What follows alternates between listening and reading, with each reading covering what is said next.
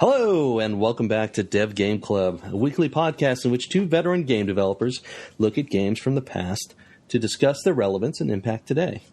I'm Brett Duville, and I'm joined as always by my co-host, a man who has been seeking scientific funding to answer definitively why there are so many songs about rainbows and what's on the other side. Tim Longo. And that was in my best Kermit impression as well. That was. Yep. Was that good? You knew I was going there. Yeah.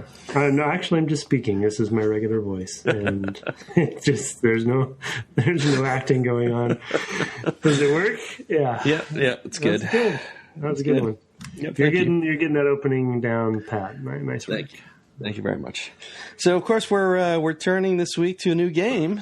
We had our interview last week with Dave Grossman, the head in the jar, and that other fellow Tim something or other, to talk about Day of the Tentacle, and that was really fantastic. Yeah, it was good fun.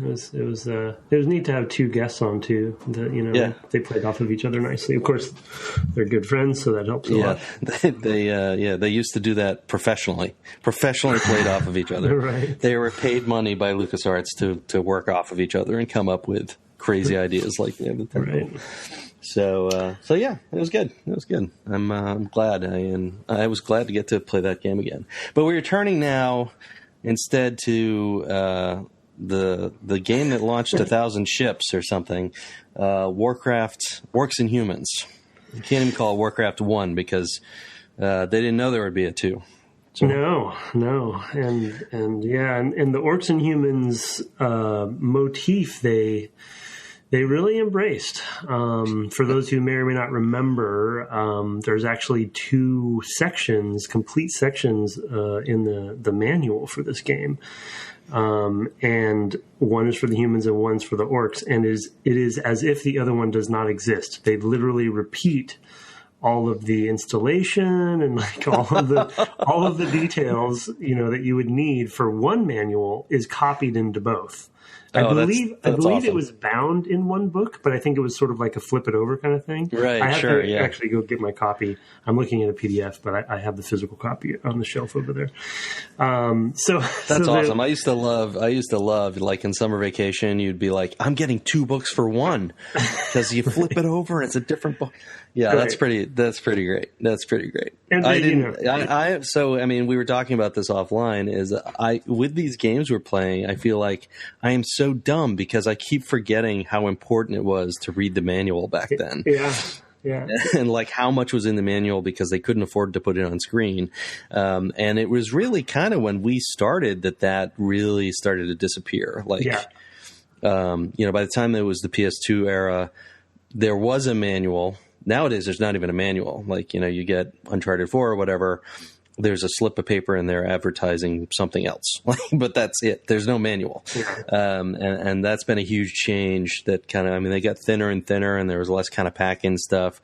Like Day of the Tentacle or other games back then would have like a code wheel or like a funny tchotchke or whatever in the box. And that's all like sort of disappeared over time, which is kind of fine because my desk is filled with tchotchkes. But for a new generation, they're not used to reading the manual or getting weird crap packed in with their game. Well,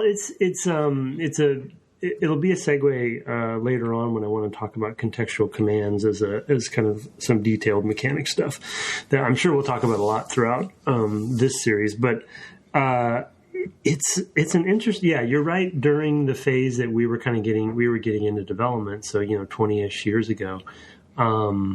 Remember, we would have a lot of conversations about a manual-free game. It was really going through that transition of like, how do we train the player real time, not need them. And it was a big debate, especially for a company like LucasArts that was older and had been around for a while and was used to manuals being a thing, right? There was a whole manual department and, a big deal. And so to kind of start preaching, and I don't remember the specific arguments, but I have vague memories of many arguments with the old timers of sort of like moving beyond this. The biggest one I can remember, honestly, was credits, and whether we would continue to include credits because, of course, there's a printing cost associated with games, and or with, a printed media like that, a manual, you're adding probably in the PS2 era 2 pages, even in small print, or maybe a page. I think ours all fit on a page for the Starfighter games, and I remember that being like, do we really need that? It's in the game. Like, you can find, the credits are in the game. So if people want to see them, they're there. Mm-hmm. And that being a discussion point that we kept with, at least for those two. I don't know what happened with Rebel Commando. Well, the credits was definitely a controversial one, as it seems like it always is in any entertainment, endeavor. Right. But and particularly in video games. But also the usability of it was always, I think, an interesting conversation, because there were I think the skeptics that felt like we would never be at a time and a place where you could make a game and not need, some sort of tutorialization in a manual form. And then to your point about like sort of where we are today, it's funny because I feel like, obviously everything's cyclical. But you look at Dark Souls and things like that, where it's the kind of game that really deserves a manual, but they intentionally hide things from you without a manual that, that is part of sort of like the community ends up building the manual over time on the web. Right. And there's sorts of, I feel like I need to think of an example, but I feel like there's even some good indie games out there that are starting to actually put manuals in, at least in PDF form, as a sort of nostalgia and a sense of pride, especially some of the 4X games that are coming out, where it's like... Yeah, and there's also been some like indie box type stuff where an indie game will be shipped in a very limited edition, box edition, because they're almost never physical media for those games, and they'll do the whole 9 yards. It'll be like, it won't be, just a DVD case or a Blu-ray case. It'll be, a regular like PC game sized box, with a T-shirt and, whatever, bunch of stuff. And that's kind of been a thing that, I know Gone Home had one of those, and I know I've seen others as well. Yeah. Which is pretty cool. It's a fun throwback for big fans, to be able to get, a piece of actual physical media that they have. And so this game, specifically, the RTS genre as it has, and I'll talk a little bit about some history and relevance in a second, but of any genre that benefits from explanation, I didn't get a chance to look at comparisons for Dune 2 or otherwise, but games like the old XCOM, the original XCOM and things like that, they didn't even have tooltips. At least this one has a little bit of tooltip, stuff coming up depending on where your cursor is. And so, but there's a lot that they don't tell you if you don't have the manual, and I want to kind of hear your side of that for at least the first few missions and what your thoughts were on that. But hitting some relevance and kind of starting with the history stuff, as people may or may not know, we talked a little bit about it last episode as a prologue, but or preview rather. This game came out in 1994 on MS-DOS originally, and then 96 for the Macintosh, and it was sort of bookended by Westwood Games, their different RTSes, and there sort of was a battle between Blizzard and Westwood at the time for this particular genre that got quite big in the years to come, and especially in the 90s. And so, of course, Dune 2 came out before Warcraft, this game that we're playing, and then the Command & Conquer series was started in what did we find out? 95? 95, right. The year after. So they were obviously, Westwood was thinking of their follow-up to Dune 2 at the time. So they were obviously working on it when this one came out. And they also went kind of a different direction with their storytelling. One of the things that I kind of prize the Blizzard RTSs for is that all the story, there are cutscenes, but they are more flavor than anything else usually, and the sort of big events actually happen in game. Mm-hmm. I certainly can remember that in StarCraft, and I know that they continued that in StarCraft 2. I don't remember necessarily for the original Warcraft, but there's certainly a lot of that going on in Warcraft 2 as well. So whereas Command and Conquer, just to finish the contrast, they went with like FMV and kind of big acting scenes of, with not A-list actors, but certainly decent actors, right? I mean, they got some pretty wild people to appear in their games over time. As they drew a bigger audience, of course, they could go deeper, right? As far as bigger stars or what have you. And that was sort of a different trend at the time of like, how do we figure out how movies and games mix? Another one that did that was, I guess, Wing Commander, right?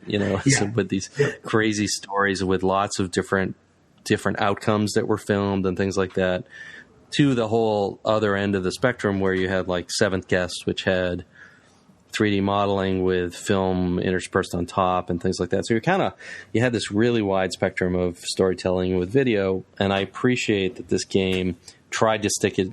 These games in the sort of Blizzard mold have always tried to stick the narrative straight into the play, even to the like mission types. Yeah. Well, kind of a related topic to that, it was the CD-ROM era as well. I think that drove a lot of that FMV stuff, right? Right, absolutely. How are we going to fill this? Yeah, yeah, and we have this, this disc with all this memory. So let's be a movie blockbuster. Of course, LucasArts went through that with Rebel Assault and all sorts of stuff as well. So right, sure. Yeah, and we will get into it as the episodes go on, but. The other thing that Brett was mentioning pre-show, that there was a good contrast between Dune and even the early Command and Conquers, I don't think did this as much as Blizzard really embraced it as I recall, was their variety of mission types, and they carry that on today. I'm actually in the middle of StarCraft 2 Legacy of the Void right now, which is the last StarCraft 2 main game product.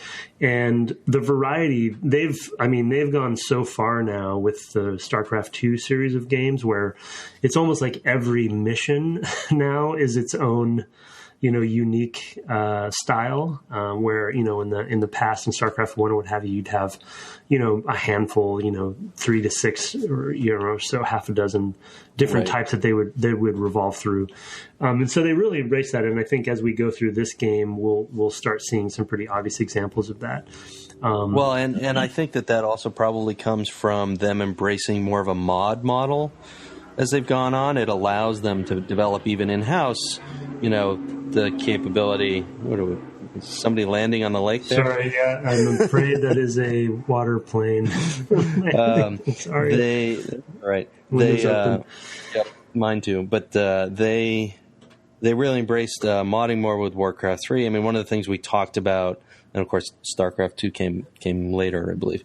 So one of the things we talked about last time was how a lot of games have kind of come out of that, and that was part of that effort as well. And it also, they can use that internally, right? I mean, that they can go and probably with some scripting and maybe some API usage, they don't actually have to go in and recompile a whole base game to sort of figure out what they're going to do for some new level type or what have you.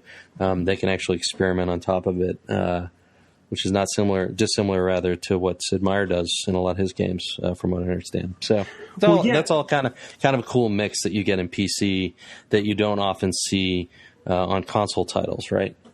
Well, yeah, I mean, I believe I was looking in the in the root directory for this game, and there's the war edit.exe is in there, I think, right? They have a map editor. Yep. They carried that tradition through every single one of their RTSs, and it became a big part of their culture, especially in StarCraft 1. And then, of course, as we hit, kind of bouncing around a bit timeline-wise, but relevance, I think MOBAs are going to come up a lot as we're playing this, because I'm forgetting certain things like the unit count and, how small a group of units that you can actually, it's only 4 units in this game that you actually can collect into one group. Oh, really? Okay. Which is I haven't gotten that far. I mean, that's as much as I've tried. Yeah, no, exactly. And I actually I wanted to build as big army as I could to see what would happen, and I had forgotten about that. But 4 is the max, And the reason I bring that up is that there's interesting, sort of like threads you can pull through the RTS genre when you think about something like bouncing again into the future, Dawn of War 2, which was a game I really loved as well, Company of Heroes to some degree, really focusing on small unit numbers and squads essentially versus large, because one of the things that happened with RTS boom between Westwood and Blizzard was this kind of sense of escalation, right? Where it became a point of like, how many units can we get on screen? How good is the pathfinding? How good is the AI? We just want to overwhelm. And StarCraft was the first game for me, at least, where I was like, yeah, wow, they're really, they're nailing it. But then there was this interesting kind of, I don't know, denouement or something with RTSs where Relic kind of got in there. And then in Warcraft 3, they started focusing on heroes more, and it wasn't about the big battles as much, a little bit depending on, which race you played, but generally it wasn't as about the big battles, and they went full 3D with Warcraft 3 as well. But then focusing on the heroes, of course, MOBAs are born from that, right? With the Dota, absolutely. The Dota mod. And I would say that actually even goes back to StarCraft, really, because Kerrigan, I think in particular, and the ghosts, there was a ghost. There were missions where you basically had... In Raynor as well, I think they had some Raynor missions in there. Yeah, where you basically wanted to get to a point of controlling this one character to do something important. In the case of the ghost, I guess it's target a nuke or something like that. And, so even though those characters maybe didn't always have names, like the ghost, for example, you still had this sense of like, oh, there's this one really important, pawn on the battlefield, a hero, I guess, who's really important, and maybe the goal of the whole mission is to get to a point where you have a ghost and you can take out the enemy with a nuke. Yeah, it makes single units much more important, and that legacy kind of is carried throughout. And then we'll pick an episode down the road where I'll get in. Maybe I'll spend some time geeking out on the lore and stuff, and because it's completely ridiculous, almost just the most standard fantasy stuff you could really have. And I want to talk about that a little bit later too. There is a quote where, I guess in the opening cutscene, where it goes something like, "No one knew where these creatures came from," in that sort of like hushed, oh my God voice. And I'm like, maybe Tolkien? I don't, could it be?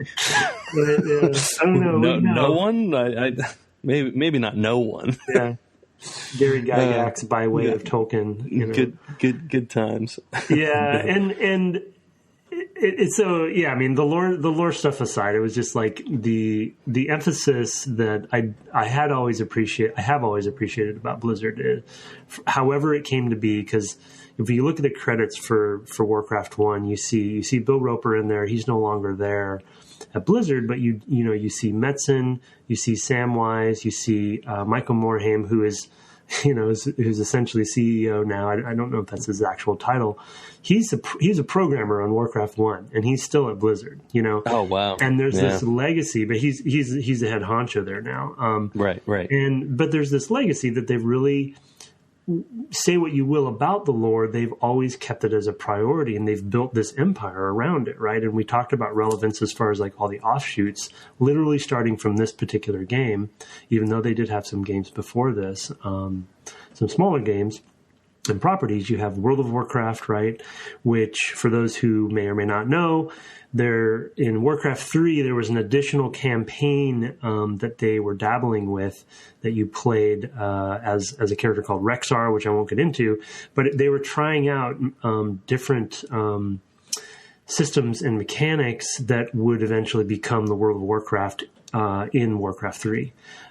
Questing, the exclamation points over quest givers' heads. Yeah, that was all in that campaign where you're playing as this one single hero named Rexar, and who incidentally is also a hero you can play in Hearthstone.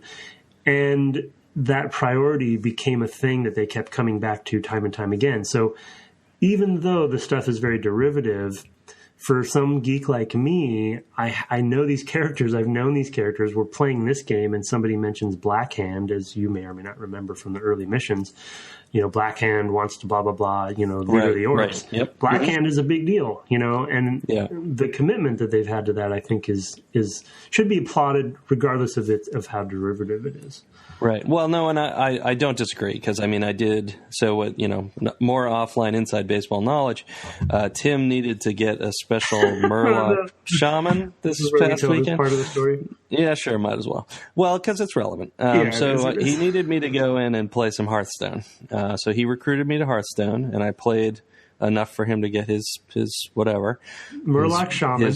His Murloc lipstick or whatever. And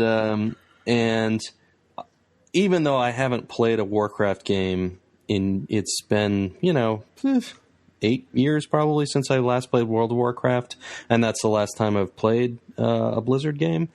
It was still really fun to be in there and playing Nessingwary, playing against him and having him reference like the Green Hills of Stranglethorn, with it was like a 36 item or 32 item quest or something, some ridiculous number of pages of this book you had to go find in that jungle area, and I did appreciate that. It made me laugh. So it was all this stuff, right? They do drag all that stuff through. And of course, all the creatures and all that stuff were things that were familiar to me from World of Warcraft, especially.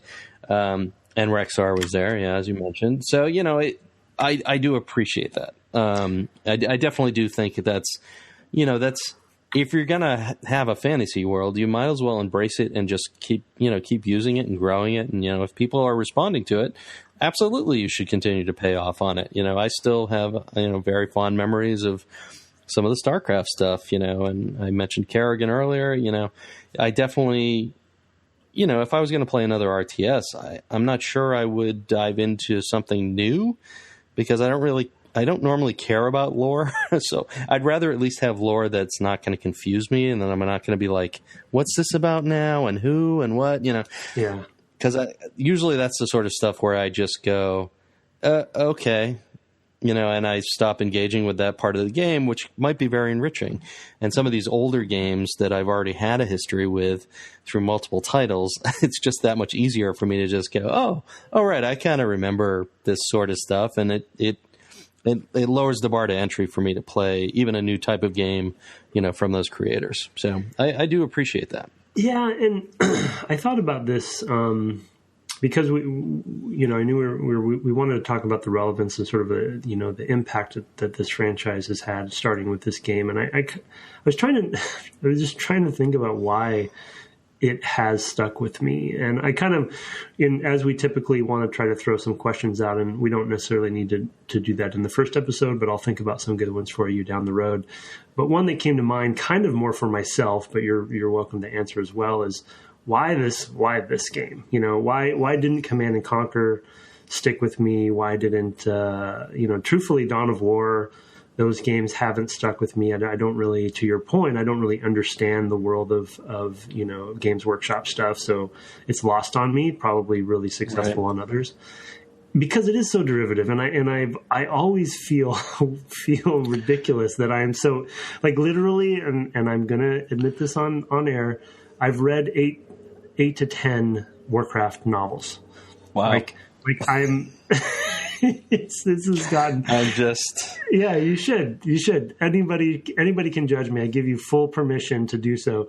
Wow. And the best I can come up with right now. There goes my Christmas present idea. Off the top of my head is popcorn for me. I am a Tolkien nut. I've played D&D my whole life. I haven't played recently, but I'm a geek, and I'm proud of that. And it is the most kind of boiled down, basic fantasy, stuff that you can get. It's just popcorn for me. Well, for me, I think the obvious entries, even just getting into these first four without talking about the gameplay yet, was one, it's presented in this sort of cartoony style. It's pretty brightly colored, which has both gameplay benefit, but also just, pure visual, a nice aesthetic, right? I mean, gameplay wise, it makes the characters easier to pick out against the backgrounds if they're brightly colored compared to more drab backgrounds. So there's clearly a benefit there from a gameplay standpoint, but it's still like that's not something I would have picked up on 20 something years ago. Yeah. And then the second part was that I had forgotten about some of the great humor of just like multiply clicking on guys. Like that's the first thing I started to do when I'd get a new unit. I was like, oh yeah, I can go and click on these guys. And it injected a level of personality and lack of sort of self-seriousness. Yeah. You know, it elevates, and I am using the word elevates. It elevates this stuff to camp, right? They know, and they're being both serious about it, but also not too serious about it. They're really walking a very fine line because, you know, as you mentioned last time, there's this we both mentioned, there's this opening cutscene, which is so like dire, you know, and it's voiced non-professionally, probably somebody from the team, and it has a little bit of reverb. I mean, it just is like, it's what you could do back then. So I get it. You didn't have the budgets to go and hire, you know, whatever, Patrick Stewart. So you were stuck, unless this is Patrick Stewart. Oh my God, I haven't stepped in something. No. But you know, they have that sort of like, oh my God, there's this fierce battle. And then you can click on a guy a bunch of times and he'll say, why are you touching me?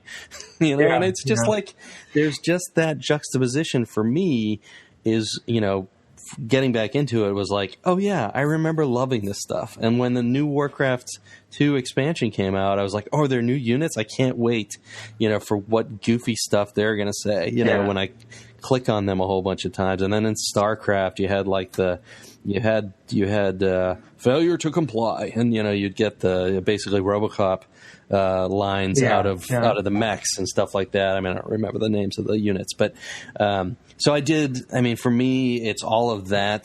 It's that tone, both the visual tone, but also the sort of the full aesthetic tone around anything that was, you know, sort of artistically driven, rather than specifically mechanic, is what stood up, because Command and Conquer seems too self-serious for me. Yeah. I think they're best when they are sticking to that, you know, to that tongue in cheek. And you know, probably plenty of listeners are thinking right now or yelling at the, you know, at their iPhones that there's plenty of times when they don't stick to that. And I actually haven't seen the movie yet, the Warcraft movie, but I fear that they don't, right? They're trying to play with the big boys when it comes to that stuff, the you know, the Lord of the Rings, and I'm sure it has a hard time not falling flat. But there's definitely quests or you know, events or characters in World of Warcraft that take themselves too seriously, but they do have a lot of fun within World of Warcraft as well, and they know that that's one of their strengths, and they do try to stick to it. The other nostalgic sort of process my brain's been going through starting this game back up is one thing that I realized, and an example I'll give in a totally different place was the effect that Dark Forces had on me for early first-person shooter that Doom did not. You know, Doom just came out, you know, the remake, and it's been very successful. And there's been a lot of nostalgia around them creating a Doom game that people can really remember and feels like the spirit of the old Doom game, but it's modern. Right. And the original Doom did just demons and going to hell, and kind of that just didn't hit me. But Dark Forces did, because of Star Wars, you know, and that was that was the one that really stuck with me. So shooters for me started there rather than with Doom or with Wolfenstein. And so for this as well is a similar thing. It had the perfect storm recipe for me when it comes to fantasy. I was never the hugest fan of turn-based strategy games before this, and so once it became real time, and to your point, the humor and the fantasy and just that sense of playing with your toys, right? Like the miniatures side of D&D at the time, it was the perfect like recipe. And I was like, oh, I've been wanting to play this. I didn't know it, but I've been wanting to play this my whole life. This evening, I was watching the first couple of episodes of a new Netflix series called Stranger Things with my sons.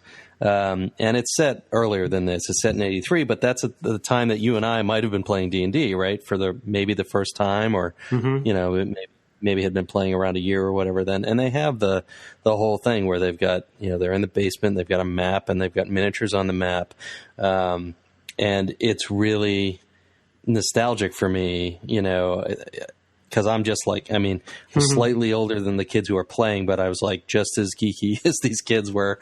And I have a similar response to that, that for me, it's very like, being able to take two, action figures, or really let's just call them dolls, and bang them into each other, and have them fight or whatever, whether that was Star Wars toys or whatever.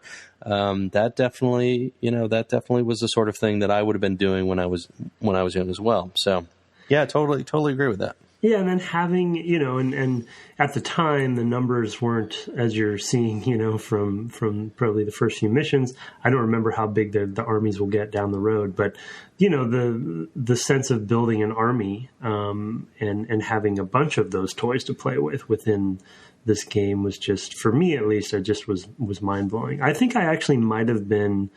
When this game came out, I think I might have actually been working at a software store that was selling it, So, so I was actually one of those people recommending it to people and kind of that thing, because it was just blowing my mind. So there's some. I originally played it. I think I originally played it on shared computers, like in the computer lab at Penn, my alma mater.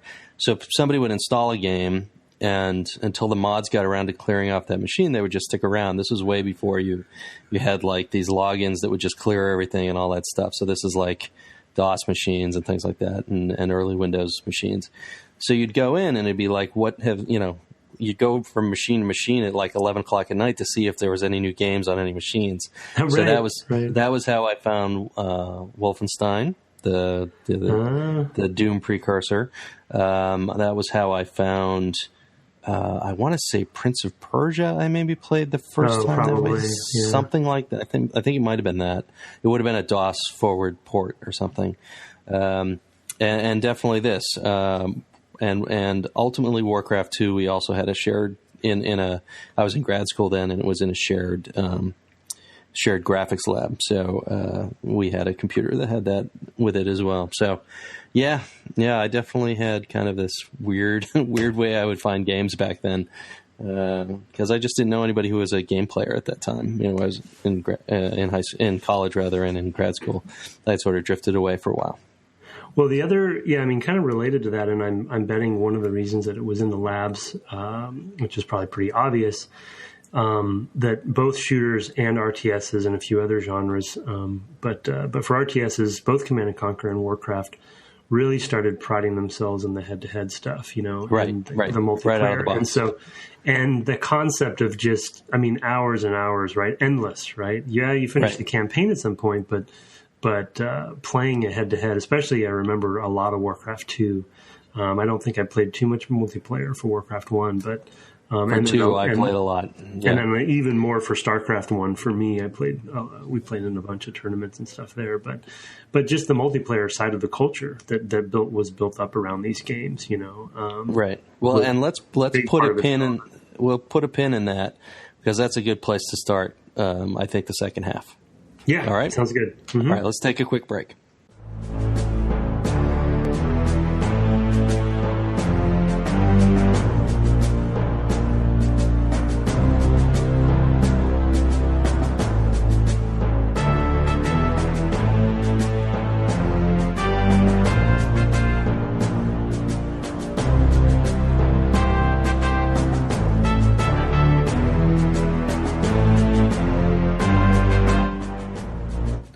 Welcome back to Dev Game Club. We're talking about Warcraft 1 with avowed Warcraft fanatic Timothy Longo Jr.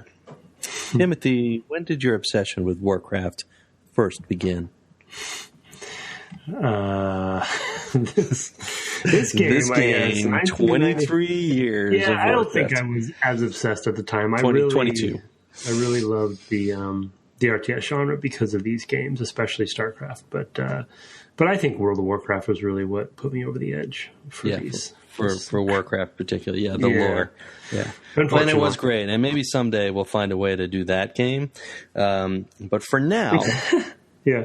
So we were talking about, we were talking about multiplayer a little bit, and, I know that I've heard, and I don't know that it goes back this far, but I know that I've heard that typically these games were developed by just starting with the multiplayer, because you could play another person, and you didn't need pathfinding, because you could just have the things move a certain rate on a straight line, and just ignore all collision in the world and just assume they could get to the point you want to send them. And you could simulate the world in lockstep, because everybody who's playing the game at this point is on a single LAN. Everybody has the same computers because it's one development company. They probably bought all the computers at the same time. And so the way to bootstrap these games before the AI was available, the strategy or even the pathfinding level of sort of AI was there, is just simply to play against other people, right? And you can start right out of the gate balancing. You can have somebody play basically as if they're a dungeon master, if they're playing some of these early missions, and just like, I'm going to place these characters around, and when you find them, I'm going to engage you in combat. We'll see how that's fun. And you can sort of see how this game could be, basically done just starting from that standpoint, of like, we have nothing but 2 cans and a wire, and we're gonna, you could almost, if not for the real time aspect, you could almost do it as a board game type of thing. But the real time aspect messes with that, because you'd have too many moving parts, I think, to keep moving. But it did make it easier to have a sort of leg up on giving the programmers a break, which happens rarely enough in game development that it's worth mentioning.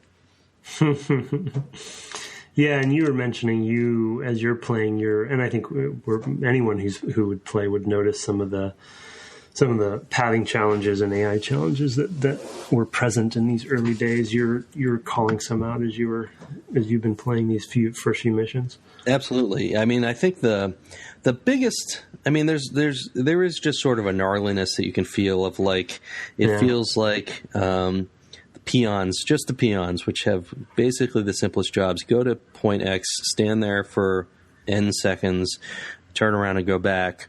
Even they will sort of occasionally just get sort of stuck if a bunch of them kind of bunch up. Like, if you've built a lot of your little village or whatever, lots of farms, and there's like one channel in, they run into this sort of almost a version of the Dining Philosophers problem, which is a computer science problem where if, I guess, 5 philosophers are sitting at a table and they have one chopstick between each of them, right? So in order to eat, a philosopher will pick up the chopstick on his left and then pick up his chopstick on the right in that order, and then begin to eat whenever their fancy strikes them.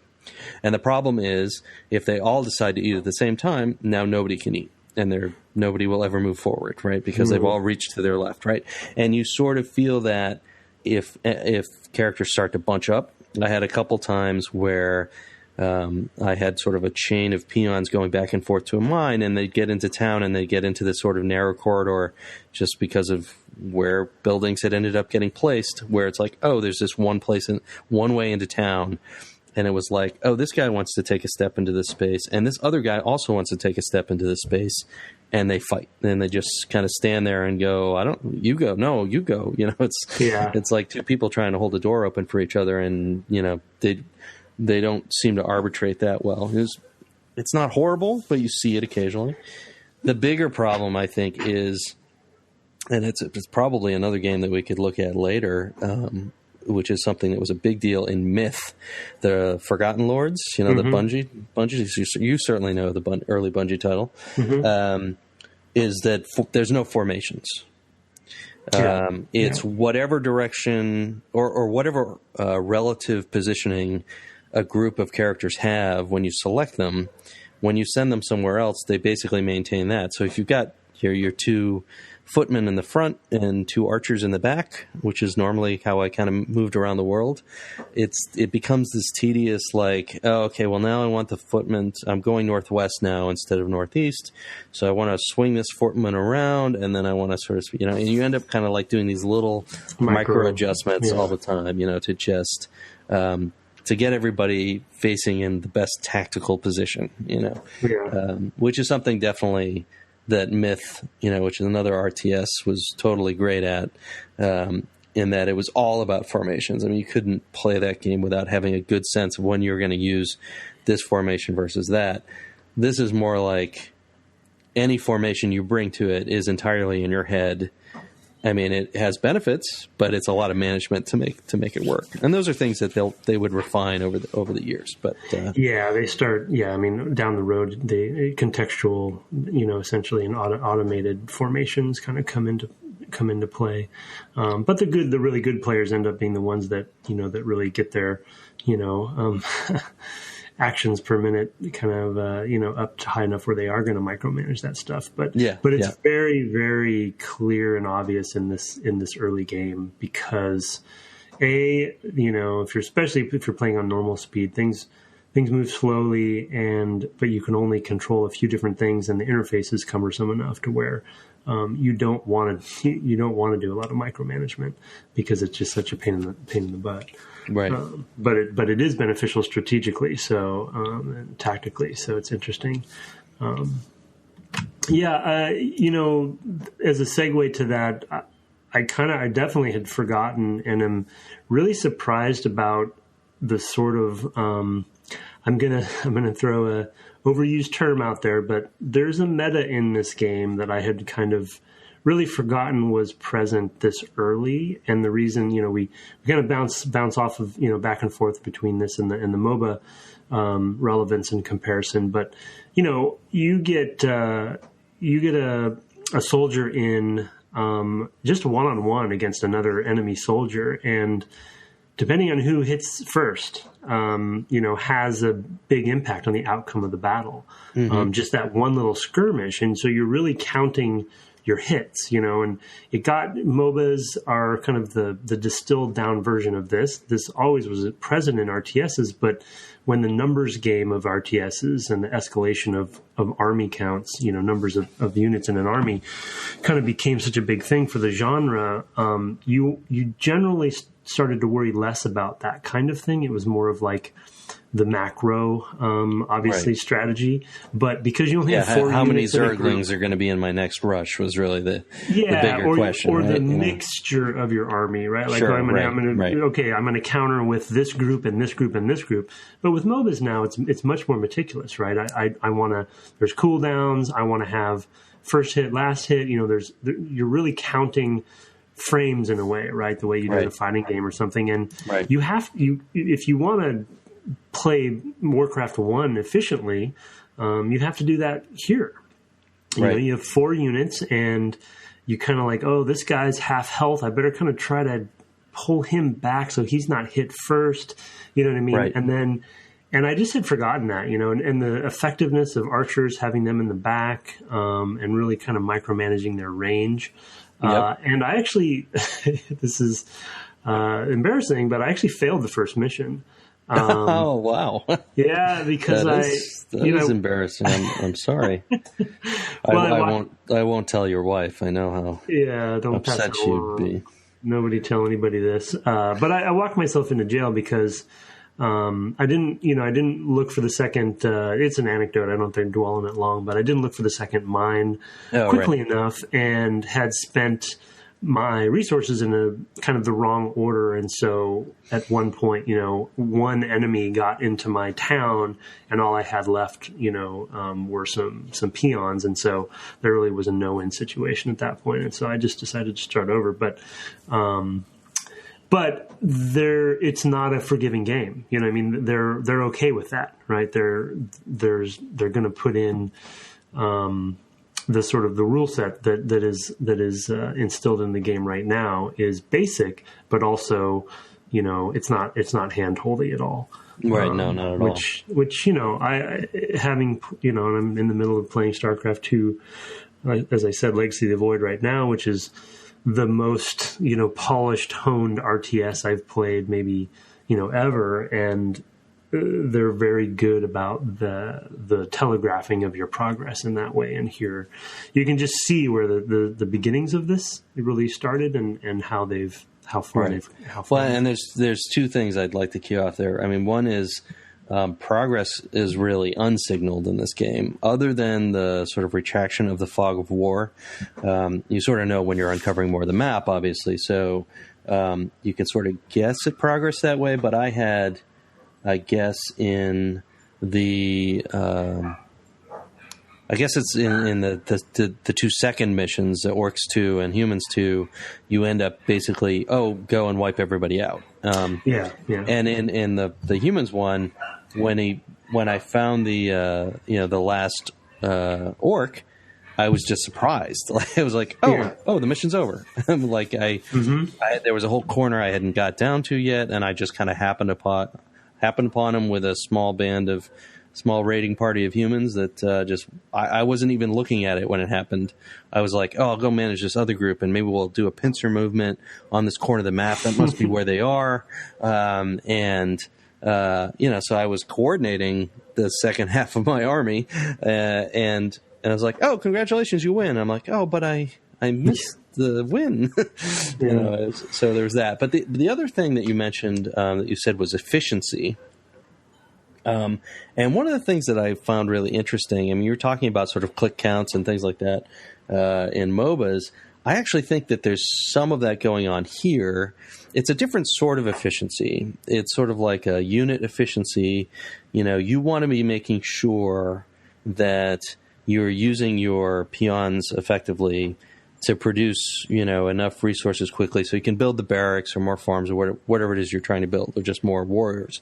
And so, I had a point where I had strung in that first mission a line of footmen, maybe 4 footmen, and I had pulled the 2 who were weakest kind of in the center, knowing that they were the weak ones and they were the ones I were going to immediately reinforce. It wasn't too far from the barracks, all this stuff. Mm-hmm. And I had this pipeline of peons kind of going back and forth to this mine that was fairly distant from the town.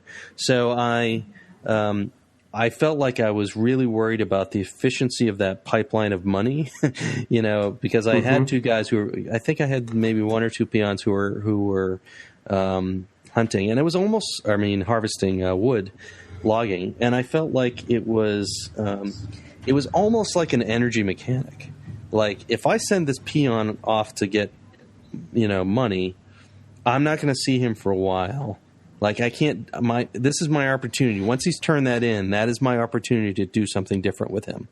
So I would find myself modulating the speed of the game a lot, just looking at the little green dots moving back and forth.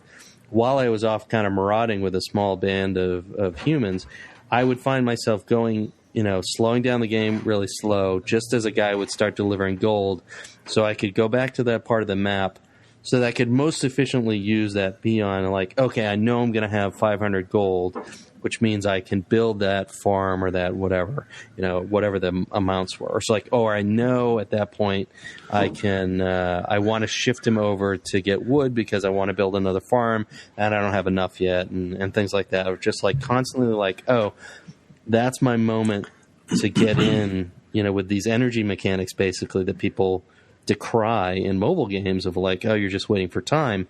Well, that's really what's happening a lot of the time in these early levels, at least of Warcraft, of a lot of the time I'm just waiting for things to happen, and I speed up the time.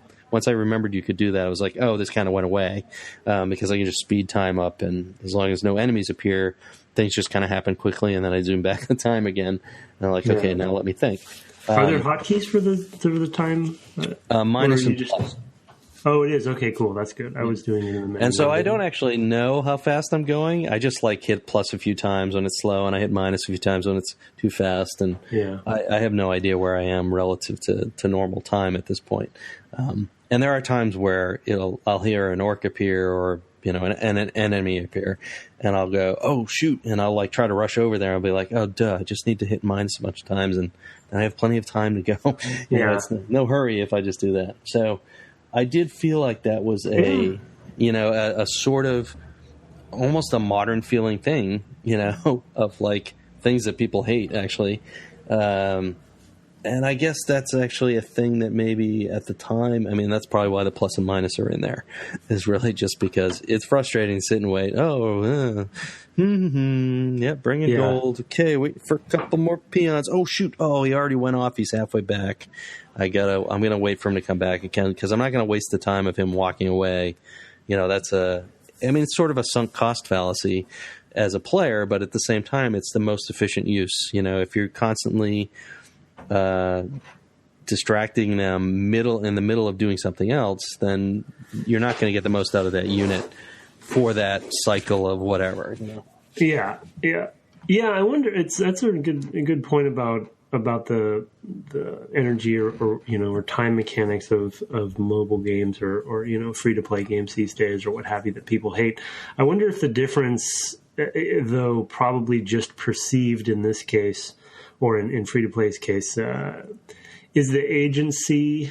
this case is what I mean. There's this sense that you have agency over it, even though you are waiting. Well, you're the one that commanded... And in the case of an emergency, I can pull everybody you can back. Control, You have things you can do. So it isn't, like I said, it's more of it's an energy versus efficiency issue, and not sort of a straight energy mechanic. It's interesting though. I mean, and you have the time control over time speed and stuff like that. But RTSs are very much a waiting game, and it's a funny genre because of it, because you wouldn't think that would be fun, but it's a plate spinning game as well, right? Or a genre, and so there's always something else you could be doing.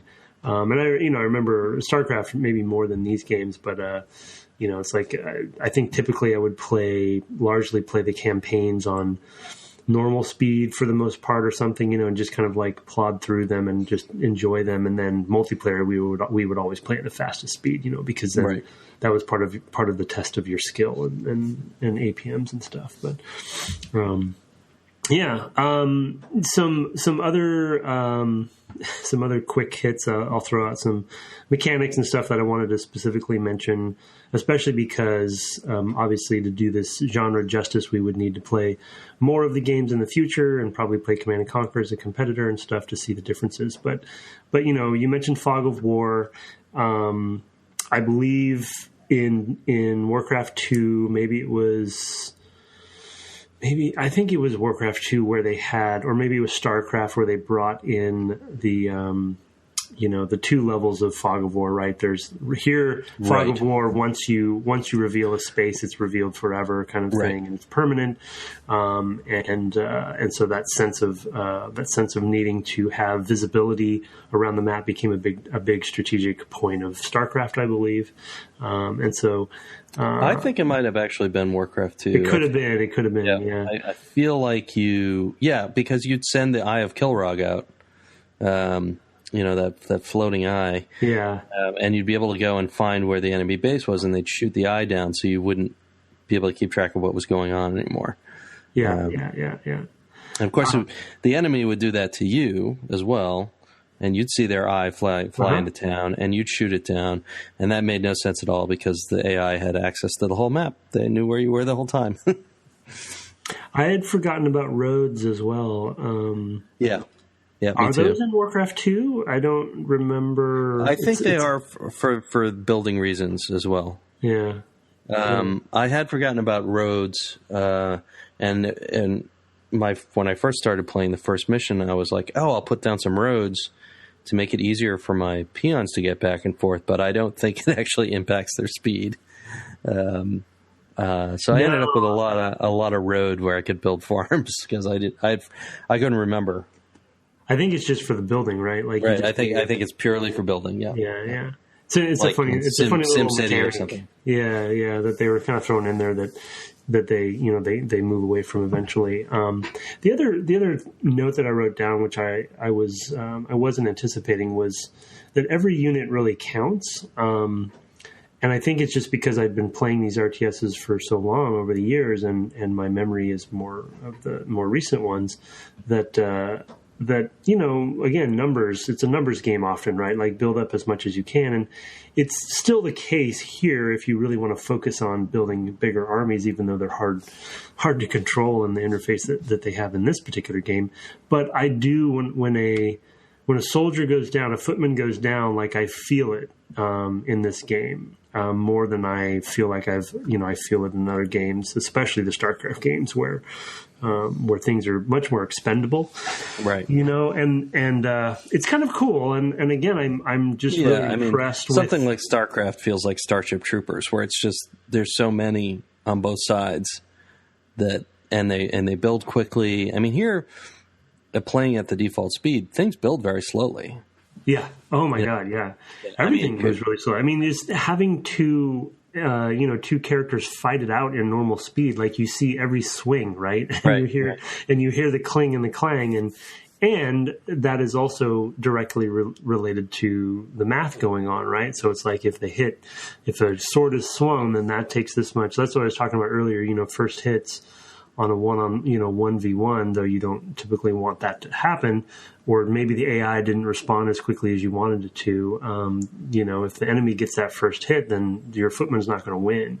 Right. So I don't know, it's just really little interesting nuances that I just have been. And it's also really deliberately paced in that, just from a control mechanism standpoint, in that there is no like default action, like there's no click to move. It's always click on a unit, hit M to move, or select if you're a person who's going to go down a mouse over there to do that. I'm like already remembering all the key commands, the key bindings. But it's like it is this like 3-step process, you know, or multiple step. If you're selecting four guys, it's like select. That's four clicks, and then move. And then the M key, and then, you know, click on another part of the map. So you've done six clicks. You know, in a more streamlined StarCraft, it's click drag. Okay, there's your 4 guys, and then click on point in the map, and and you're done, right? And that changes, I think, just as much as sort of the number of units that later games are ever able to push out. I think that also changes your relationship with those characters because you're not making these more deliberate, you know, chains of actions, right? It's not, it's, hey, I need a big group, great. Or I do shift select, right? And I get all the guys of the same type or on screen, or, you know, all these, and then I make these groups, you know, I bind keys to all these groups, like all these things, these innovations that came later, I think actually separate you a lot from that feeling, because it's not, I picked individuals and I did this deliberate thing and then this other deliberate thing. It's, you know, I hit a shift key, you know, I maybe did a 2-key combination, and I had 30 guys selected, and I hit a point on the map, you know, clear across the map, and they just moved. And when they got there, they were going to fight their hearts out, and I knew they were all going to die, but that's why I was building another 30, right? I mean, it's like this weird... it's just, this distancing. Yeah, and it's just funny because the genre itself evolved, you know, depending on the game you're talking about. Like I mentioned earlier in the episode, you know, you have Dawn of War 2 and Company of Heroes and such, where the design doubled down on the concept, and even Warcraft 3 to some degree with the heroes and stuff, doubled down on the concept that an individual unit should matter, right? And through sort of like a subtextual and kind of meta sense, I feel that when I'm playing this, right? Like that one footman that I've had alive throughout this whole mission, you know, has more meaning, right? Because he made it, you know, even though he doesn't have a name and I didn't give him a name and all that stuff. And it's just interesting that became actually the cornerstone to some game designs for RTSs in the future. And of course, MOBAs, that's like the hero concept. Everything kind of really revolves around that. Right. Sure. You know, that even though you have respawns and stuff. So yeah, I mean, I think of a game like Little King Story, which is a Wii title, right? And there, you know, being able to keep people alive through they become de facto heroes, and because they've been alive for a while, they get a chance to marry, you know, and like these little things happen off to the side where you're being this little king, you know, that are important to the lives of your subjects, right? And then you're going to send them off to war again. But now they're leveling, or there's some kind of mechanic there that makes them more important. But it's the same. They all have names, like, and you remember, and then somebody dies. You're like, oh my God, I can't believe Biff died.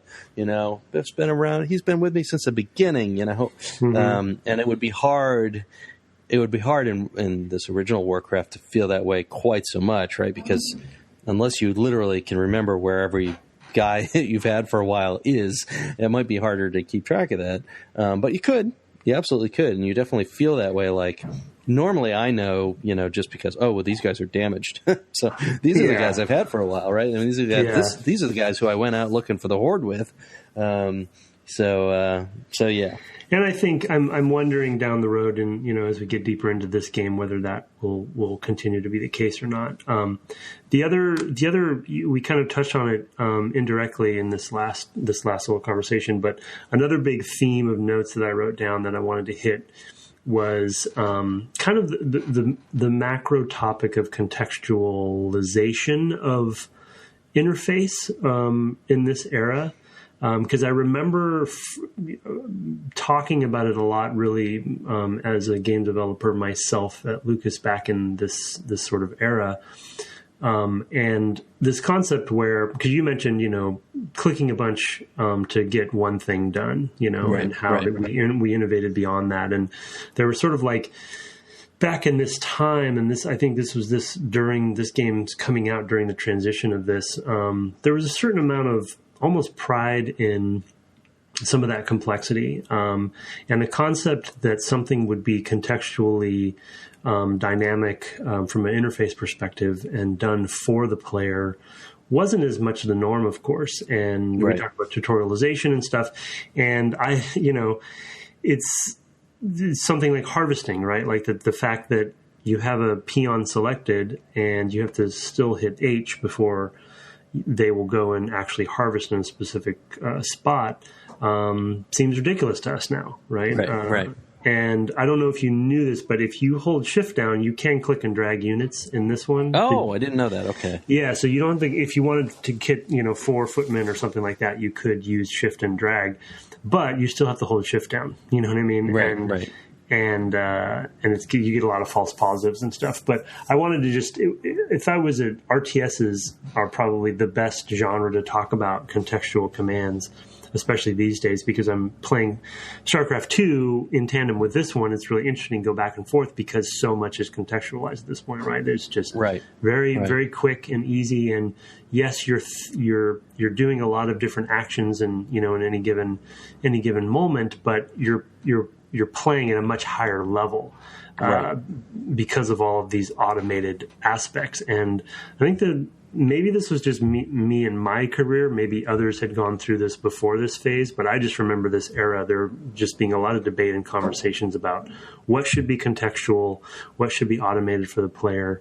You don't want to, there was that phrase, it's kind of a bad phrase to say back then, is you don't want the game to play itself. You want the player to play the game, but there's some things a player shouldn't really need to do, and, well, I mean, I can remember the big deal game for when that changed, at least that I can remember, of somebody coming in and being like, oh my God, this thing does these things for you. And that was Ocarina of Time. Oh, it was interesting. Yeah. I think it was Wayne Klein, who we mentioned actually in connection with Day of the Tentacle. He was the first production manager on Starfighter, and I seem to remember him coming in with Ocarina of Time and being like, it's amazing. You run around, and if you need to climb something, he just climbs it. Yeah, you're right. And it was a big deal of like, it's so much easier to play this game now. I don't have to remember. I don't have to have a button for that. I don't, or some sequence of control movements of some kind. Like, I don't have to do something fancy with the stick. I want to go up there. I just run up to it. And if I have to climb, he just climbs. Yeah. And it was a big deal. I mean, there were different, different ways to approach that, famously, like Ultima 9 would like show you where you could jump, and it would basically give you an indicator of like whether it was going to be possible or not, and which was not bad and interesting. I mean, some games still do something like that. So, And then the Ocarina era wasn't too far from the Tomb Raider era and some of the other sort of, Mario was before that. I think Mario was first, right? 64. Yeah. Oh yeah, for sure.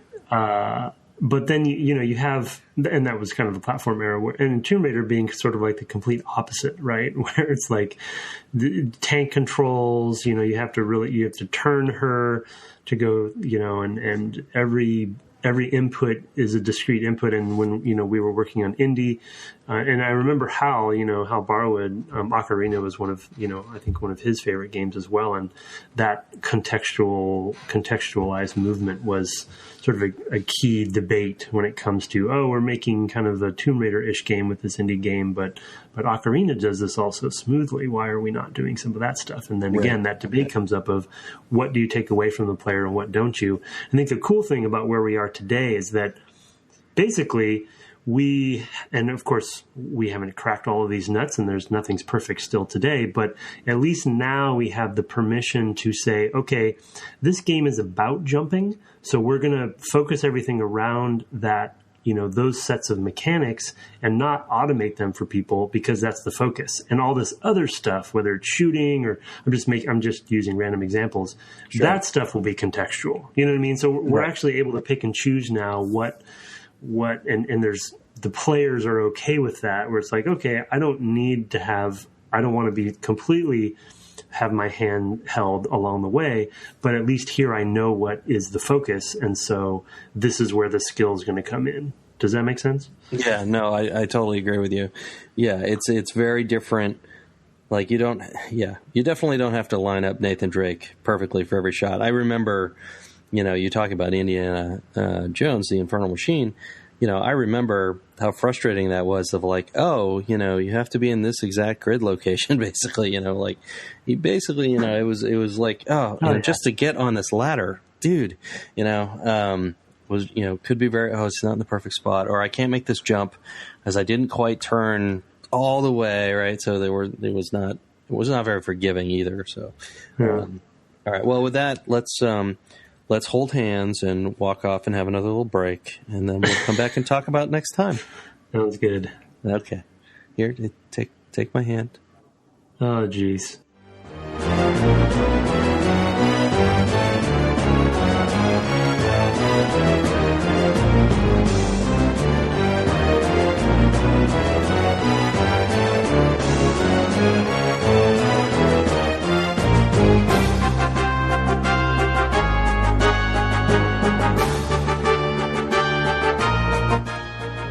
Welcome back.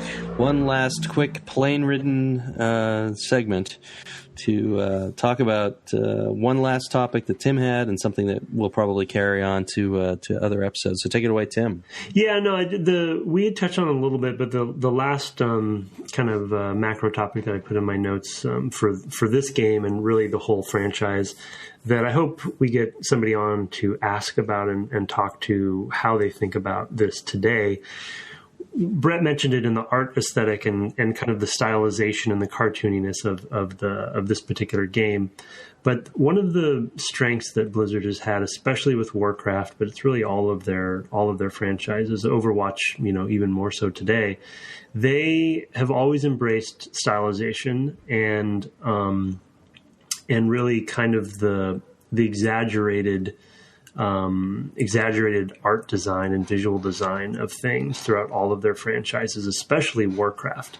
And the reason I'm bringing this up is that... and famously Diablo 3 and what a departure that was for people from basically what had been a separate studio.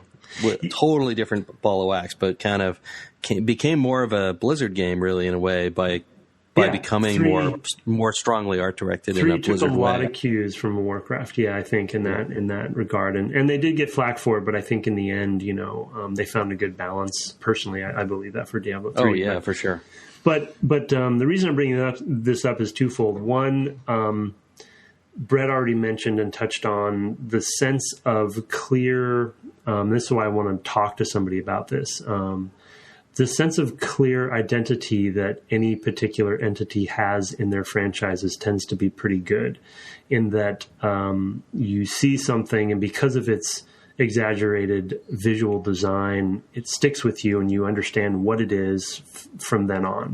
When you see that thing again, if you remember what it is, it has a clarity of visual design, silhouette, color, all of those things really, they kind of, it's part of their studio DNA, I'd say. And then the second reason that I like to bring this up, that is, I don't know how it necessarily applies to Warcraft 1, but the stylization has also always allowed them to keep kind of a low system spec or a not chasing the proverbial photorealistic goal that so many games go after, right? Where it's like high fidelity, make it look as beautiful as possible. They've never done that. They skirt around it. So it gives you a lower install base or a lower min spec for thus making a higher install base for your games. But it also means they're not chasing that, that never ending, not chasing that dragon. Right. Yeah, they're just doing their own thing, right? And it's kind of a Disney approach, you could say, a Nintendo approach, and they just don't, and I think it's really worked for them well. And until you had mentioned it in this episode, I hadn't thought about it, how much this particular first game really establishes that for them, and they just never stopped doing it. Right. So, yeah. Yeah, I mean, there's other reasons too, obviously, technical reasons. I mean, it makes it easier to have, battles between, say 2-on-2, and now you have 4 different colors. If you have a strong stylization, it also lends you certain game design benefits, especially for multiplayer, to be able to discern units just on key colors, for example, right? Because there's such a strong blue, in the humans or whatever, it makes it that much easier, again, to pick that out. And it has benefits, when you then go to play blue plus green, humans against, red plus yellow orcs or whatever, I don't know if multiplayer went that far in this particular game, but later on, certainly, I can remember playing a lot of Warcraft 2, and having those sort of multiple colors, if you played a 2v2 or something like that. So, and so on up to StarCraft, where you play multiple humans against multiple CPUs, and I think have up to 8 different teams or something like that, 8 different races, chosen from the 3. So you'd have lots of different colors and, I think all that stuff definitely something they've carried forward everywhere. It makes a huge difference. And of course, they can then use it even in the Diablo games, because now they can make loot differentiate not on model, but on color. And I mean, just lots of stuff. I mean, tons and tons of stuff.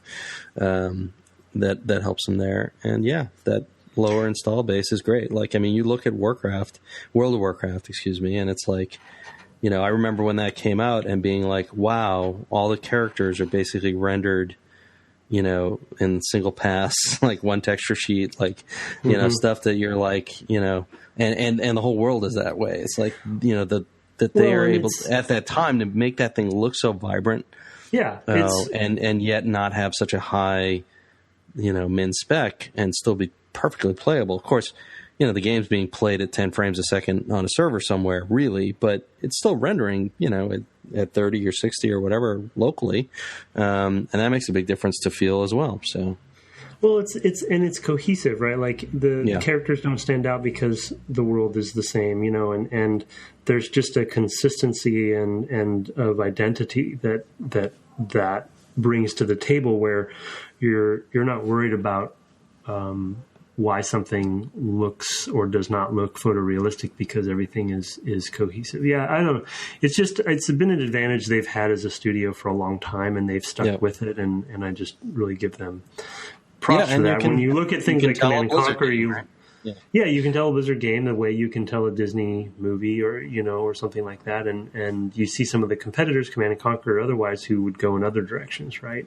Right. Whether it being more real. You mentioned FMV. Age of Empires. And Yep. Yeah, for sure. Yeah, that's a good point. All right. Anyway, let's tell folks what they should be playing next time.